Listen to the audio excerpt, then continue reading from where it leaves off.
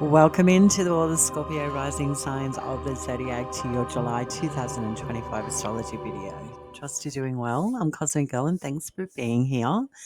So in this video, we're talking astrology, the planetary transits for the month of July and the lunations.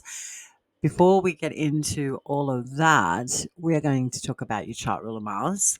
And this will give you the lay of the land for the month of July if you follow planets in transits, which I assume you do if you're listening to this video. So you're primarily focusing on Mars.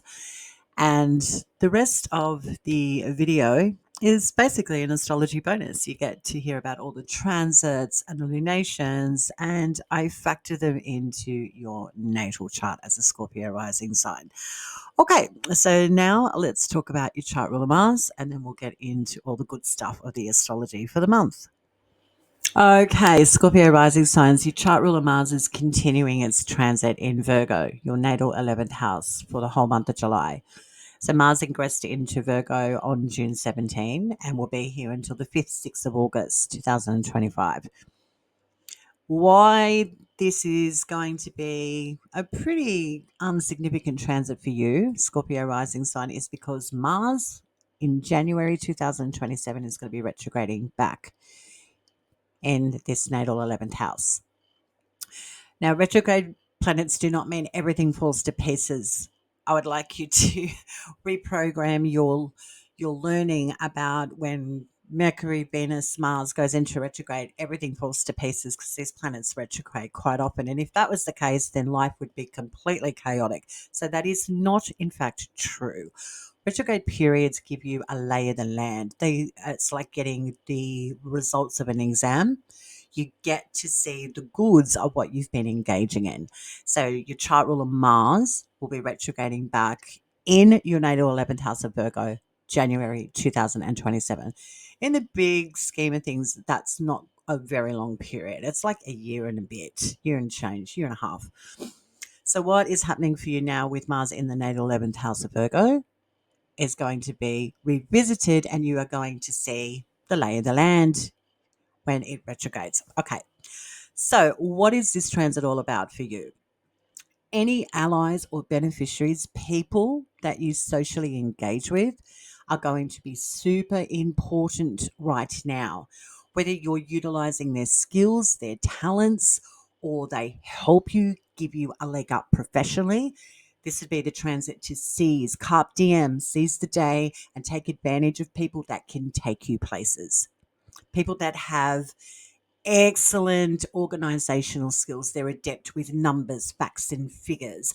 These sorts of people that can almost give you the lay of the land in a professional capacity or something that you need to develop yourself that has a lot of detail and minutia, excruciating intellectual pursuits. This will be the transit to get on top of things that are otherwise skimmed over or you don't give enough time and effort towards. People around you have the goods and can help you excel.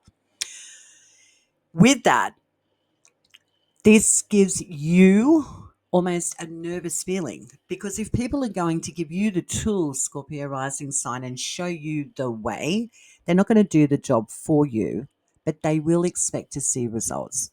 You are an investment in some capacity to someone that is going to assist you in a, for better words, professional capacity. So, how I see this transit playing out for you, and again, this is the social house, and this is the house of people that support your career. That 11th house supports your 10th house of career. I would be working with people that know their stuff, that are professionals, that are nitpicky, because when you have nitpicky people, this is Virgo, this natal house, the natal 11th house, this is Virgo. That nitpicky, fastidious, detail-oriented zodiac sign of Virgo, the people that you knock shoulders with know their stuff, and you benefit by just listening and learning and utilizing their tools and their skills to your advantage. It's going to take patience. It may really grate on you, but it may also make you very nervous because when someone invests in you, there's an expectation to show up and prove not only to yourself but to them that the juice was worth the squeeze. So this transit can feel like a pressure cooker, and you may want to release that valve, but you're on notice to step up to the plate and be par excellence. So this can be a transit for you where you can take big strides professionally or socially, but you're going to have to show up. And the people that are supporting you are really looking at you as a liability that they can turn into an asset. So pressure's on with Mars in Virgo in your natal 11th house for the whole month of July. If you are not pushing and pursuing something that is about excellence or prestige when it comes to your career or your social connections, this transit can be about ruminating about your dreams and your aspirations. So, what is it about your dreams and aspirations that gets your motor going? And what do you actually have to proactively engage with to get that to the end goal? So, whether that's planning, scheduling, being very aware of timing, when you can put effort towards your dreams and goals, this would be the transit to do it. Virgo's very good at nutting out the nuts and bolts, the meat and bones of how to get to an end game. So good transit if you're not working in a professional capacity or have a social agenda. This transit, when it comes to the natal 11th house of dreams and goals, is when you can actually put pen to paper and start to at least really give yourself some time to make those dreams become a reality. And also being the natal 11th house of friendships, with Mars here, it's not that you don't function well with Mars. Here's your avatar in this incarnation. Your chart ruler Mars, you have a significant relationship with. It's just an ingrained thing for you as a Scorpio rising sign. But when Mars is in the natal 11th house of friendships, then friends could be going through conflict. They could be having accidents or surgeries or feel like that they're just agitated with this transit as well. So, all in all, this is primarily the focus for you for the month of July. Mars is in that natal 11th house of Virgo until the 5th, 6th of August. So put your best foot forward, and you may be feeling the heat to show up, but you can do it. But you may also find that people constantly looking over your shoulder and telling you what to do could be grating on you, but you're an investment. It will simmer down, but you may just feel like you have to step up constantly and really show up when it comes to your career or showing up for yourself when it comes to learning something that's quite detailed and very focused intellectually. So, this is what you keep in your back pocket. And now we're going to talk about the planets in transits for the month of July. Okay, so Jupiter's still transiting in Cancer in your natal ninth house for the whole month of July. In fact, we'll be here until the 30th of June 2026. So this is a really long transit. I'm not going to labor too much on it, but I will quickly recap it for you. What I do like about Jupiter being exalted in Cancer, where its dignity is very strong, it trines your natal first house of self, which is new beginnings, your physical body, your health, your appearance. So when you have a trine from the natal ninth to the first house, this is a Jupiterian aspect. So how I see this transit playing out for the Scorpio rising signs until the 30th of June is you have opportunities to physically move into new places that are foreign, be that through education, travel, learning a new esoteric practice, learning about a new culture or a religion, or investing in intellectualizing different subjects in your life. It'll be easy for you to engage with because it trines that natal first house of starting something. And that Jupiter is the all ruler of your natal second house of Sagittarius and the ruler of your fifth house, which is Pisces. So this can also be an expansive time for children if applicable to you. Romantic partnerships could start opening up through education or what they've been educated in. They can start seeing the fruits of their labor with this transit. When it comes to your livelihood and your finances, then this also will factor into your plans regarding opening up to the world in a larger capacity. So think about, I want to travel here, but what's the cost of it? I want to learn this new skill, but what's the cost of it?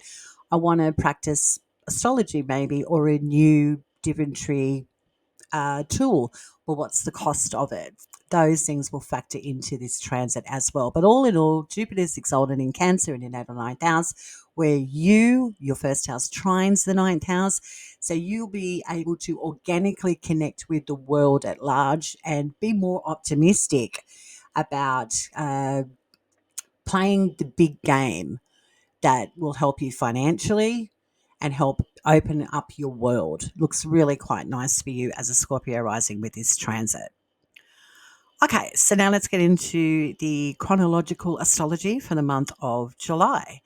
On the 4th, we have Venus conjunct Uranus. Yeah, this could be a complete change for a relationship or partnership in your life. So expect some almost out of the blue news coming from someone near and dear to you that you're connected to when Venus conjuncts Uranus. Then on the 4th of July, we also now have Venus after that conjunction to Uranus ingressing into Gemini, into your natal eighth house. So this will last until the 30th of July. So it's a really quick transit for Venus in Gemini. This natal eighth house for you as a Scorpio rising sign is the house of death, inheritance, and shared resources, other people's money.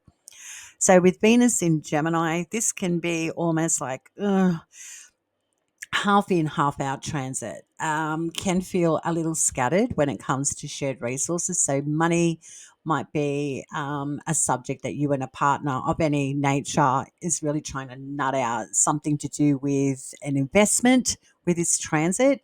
But it can mentally be a lot, even though it's exciting. Venus in Gemini is very excitable, but it's going to take a lot of intellectual dexterity to nut out the costs of an investment with a partner or shared resources for this transit. It is a house of death and inheritance, so don't have to freak out when you hear the word death, Scorpio rising signs. Death can be the end of a mortgage, the end of a course, the end of a gym membership. It could be a plethora of things. But with Venus transiting in Gemini in the natal eighth house of death, then you may be a little, for better words, uh,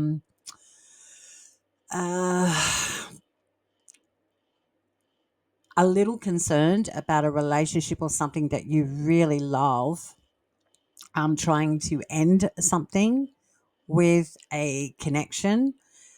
So Venus, the zodiac, the planet that is about love and relationships, and she just goes towards what she's attracted to. But in Gemini, she can be overwhelmed.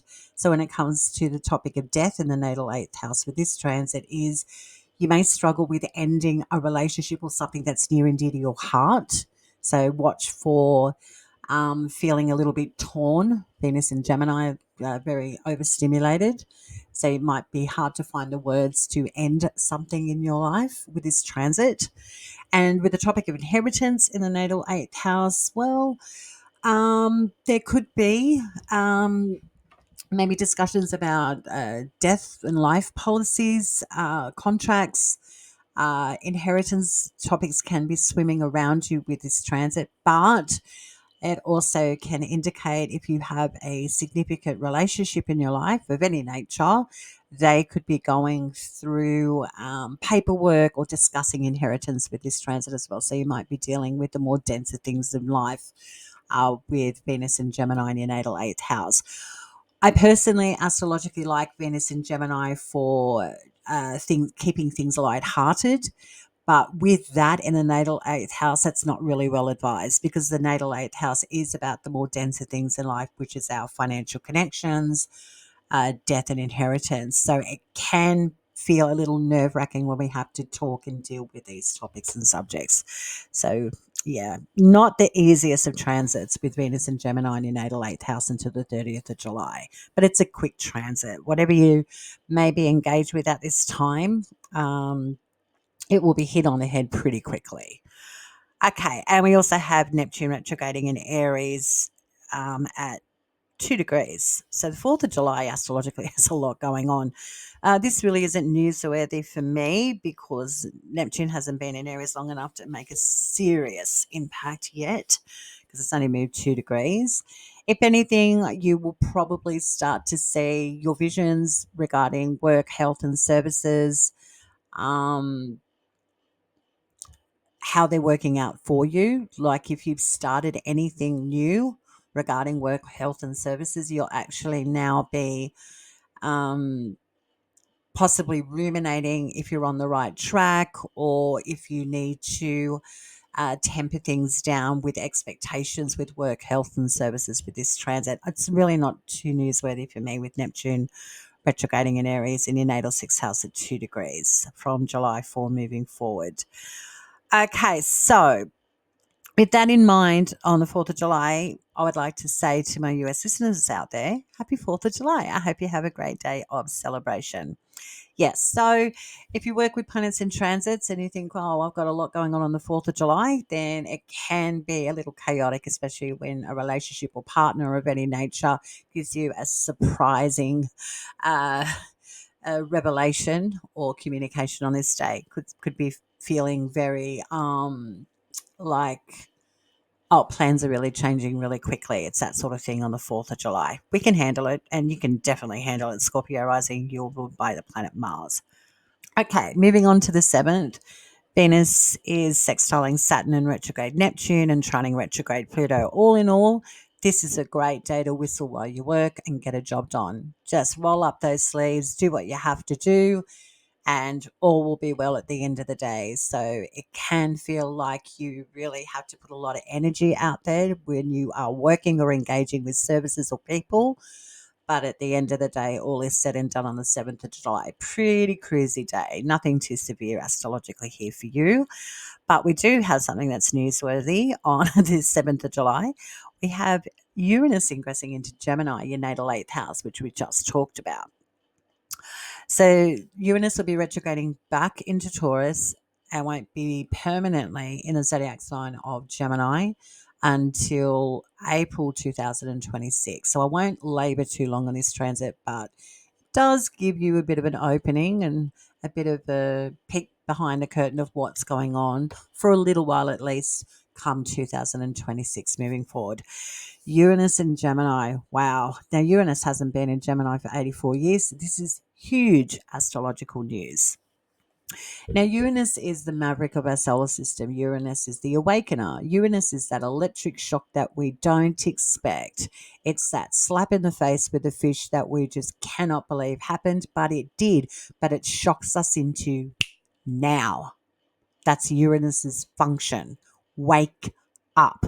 So think of this as your natal eighth house has been in a dream state. It's just been glossed over. There hasn't been a lot going on here for the Scorpio rising signs. Not suggesting that for every Scorpio rising sign, but think of the natal eighth house as almost habitual when it comes to shared resources, finances, death, and inheritance. And now Uranus, the planet of liberation, steps into Gemini, your natal eighth house. If you can put the pieces together, this is shocking but liberating changes going on with your money, inheritance topics, and death. And again, death is nothing to fear. When we end something, we get an exhale. When we put to death something that has been arduous, laborious, it liberates us and gives us freedom. So, this transit for the Scorpio rising signs is good. Uranus wants to shock you into the now and propel you into a different trajectory. So, looking at different financial options regarding shared finances, liberating yourself financially, liberating yourself from an inheritance or something that is very weighty and archaic. This is going to be a very positive transit for all of us with Uranus and Gemini. But when it comes to for the Scorpio rising signs, Uranus is going to help you break free. Free yourself up. Consider new ways of bringing in financial security for yourself and deal with the more denser things in life like death and inheritance more organically and quicker than you otherwise would. Really positive transit. So I'm going to leave it there. I will do future videos about Uranus's transit in Gemini. So if you're not subscribed, please can subscribe, hit the bell so you are notified when I upload that video. So that's just like a sneak peek of what's going on for you with Uranus and Gemini. Absolutely fantastic transit. Enjoy it. If anything has been weighing you down like bricks, then Uranus will come in and blast it off your shoulders and help you move into a new stratosphere. Bloody beautiful. Okay. On the 10th, we have our first lunation of the month, and it's a full moon in Capricorn.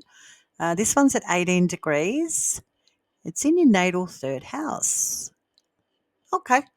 So, yeah, full moon in Capricorn. So the moon's in detriment in Capricorn. Not the greatest moon placement in the zodiac sign of Capricorn, but we've got Jupiter in the moon sign of Cancer. So that's I like that astrologically, sort of lessens the blow of it being in detriment, which means unresourced.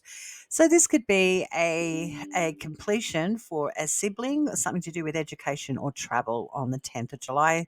Could be as simple as you finish a course, you've learnt something and you're graduating now. A sibling has a significant change or move. It also can indicate that travel is in the forefront or on your mind on the 10th of July, and you may be feeling the financial pinch, is what I'm getting with this lunation. Yeah, being in the natal third house as well could be maybe thinking about purchasing a new car or something techie for yourself on the 10th. On the 13th, we have Saturn now beginning its retrograde in Aries in your natal sixth house at 1 degree. Again, just like Neptune retrograde, nothing really newsworthy here. Saturn hasn't been in the natal sixth house of Aries long enough to make a serious impact. If anything, when it goes into a retrograde moving forward from the 13th for you, you'll start to see the forest for the trees on the responsibility and the heavy lifting you'll have to do when it comes to work, health, and services that you've possibly started moving forward. We also have on the 13th of July retrograde Saturn and retrograde Neptune, sextiling retrograde Pluto, Uranus trining retrograde Pluto, and Uranus sextiling retrograde Saturn and retrograde Neptune. All in all, another day of whistle while you work. If you don't feel like working, then home is where the heart is on the 13th of July. On the 18th, Mercury begins its retrograde in Leo in your natal 10th house at 15 degrees. Mercury will go direct on the 11th of August at 4 degrees next month. So when Mercury goes into a retrograde, again, retrograde periods do not mean everything falls to pieces. That is ridiculous. When Mercury retrogrades in your natal 10th house of Leo, you get to see the financial goods of your professional career, anything official. Finances can start to improve, or you'll know where you financially stand in an official capacity or a professional capacity when Mercury is retrograde. You also will see where there's been a lot of mental investment with your career or anything official, and see the fruits of your labor. So if you've been working really hard in nutting out details or paperwork, you'll now get the goods when Mercury goes retrograde from the 18th of July moving forward. Yes, and it'll go direct on August 11. So all in all, Mercury retrograde in Leo is pretty good for you in the natal 10th house, where you actually see like an exam result. You've been injecting a lot of time and mental dexterity in something, in official capacity or your career, and also with your finances and anything to do with paperwork, you actually see results now. So I actually like that for you. And also when on the 18th, we also have Mercury sextiling Venus in your natal eighth house. This is a easier aspect of sextile, but what I do like about this is you may financially benefit in a relationship that helps you professionally, or something official financially helps you as well on the 18th of July. Really nice with Venus connecting with Mercury. On the 22nd, the Sun ingresses into Leo, into your natal 10th house until August 22nd. And the Sun will sextile Uranus in your natal 8th house. Okay, so let's talk about this sextile first. Sun sextile Uranus is brilliant thinking, uh, taking a leadership role, stepping into Emperor's new clothes is how I see this sextile with Sun and Uranus. I like this for the Scorpio rising signs to take a risk in an official or professional capacity. So if you've been playing it cool, now's the time to step up to the plate when the Sun sextiles Uranus on the 22nd of July. And with the Sun transiting in Leo in your natal 10th house until the 22nd of August, this is fabulous for um, really putting your best foot forward in the public. Could be a very entertaining transit as well. You might be going to concerts or theatre, or you might be performing in the workplace or on the world stage with this transit. It's quite uplifting. The Sun's in domicile in Leo, well positioned and right at the top of your chart in the natal 10th house. This is where you can shine, if you will. That's what the Sun encourages. Have the spirit and the optimism to shine and put yourself out there. So this is great for marketing and promoting yourself with this transit. It's also good, again, for leadership, taking a more, shall we say, take a step up in your role in your professional arena or anything in an official capacity bodes well for you with this transit with the Sun in Leo from the 22nd of July to the 22nd of August. Enjoy it. And it is a day when you can feel confident. It's a confident day on the 22nd of July. Enjoy it. If we follow planets in transits, then we like to know the really, lit days or cruisier days. The 24th of July is a lit day. There's a lot going on. We have the Sun in your natal 10th house, trining retrograde Saturn and retrograde Neptune. We have the Sun opposing retrograde Pluto. We have Venus squaring off with your chart ruler Mars. And we have a new moon in Leo at 2 degrees in your natal 10th house. So that's a lot for one day with astrology. Okay. Let's talk about the new moon first. New moon in your natal 10th house, where the Sun is, where Mercury's retrograde. So you got a little stellium going on here. Scorpio rising sign, Sun, Moon, Mercury retrograde in your natal 10th house of officialdom, career, and your professional arena. So new moons are quiet. They're internal. Something's percolating beneath the surface, if you will. So what I see this new beginning in Leo in your natal 10th house at 2 degrees, symbolizing for you as a Scorpio rising sign, is building self-confidence, getting on the same track with your psyche. You can do it. You can put your best foot forward. You are a leader. You are a way shower in an official or career capacity. You can shine. So this is a day of building up your self-worth. You can do what you want. You can be what you want to be. You are capable. So this new moon for you indicates a change of heart regarding the way you show up in an official capacity or your career. Really nice moon to remind yourself that you've got the goods. You can be a way shower with this new moon. Really nice. Okay, so let's talk about the other aspects. So the Sun trining retrograde Saturn and retrograde Neptune. This could see someone in your career space maybe taking a step back, whether that's because you're stepping forward, they feel confident you can take the reins. So expect a shift in leadership with the Sun, trine retrograde, Saturn and retrograde, Neptune on the 24th in your professional arena. We also have the Sun opposed to retrograde Pluto. So this is about changes in the workplace, getting rid of the old and bringing in something new. So with a change of leadership in the workplace, it also heralds a shift and change in the actual work environment. So I would say this could be upgrading the aesthetics in your workplace or bringing in something entertaining in a professional capacity that is going to open up the market for the business. Really nice, actually. And Venus squaring off with your chart ruler Mars on the 24th. This is interesting.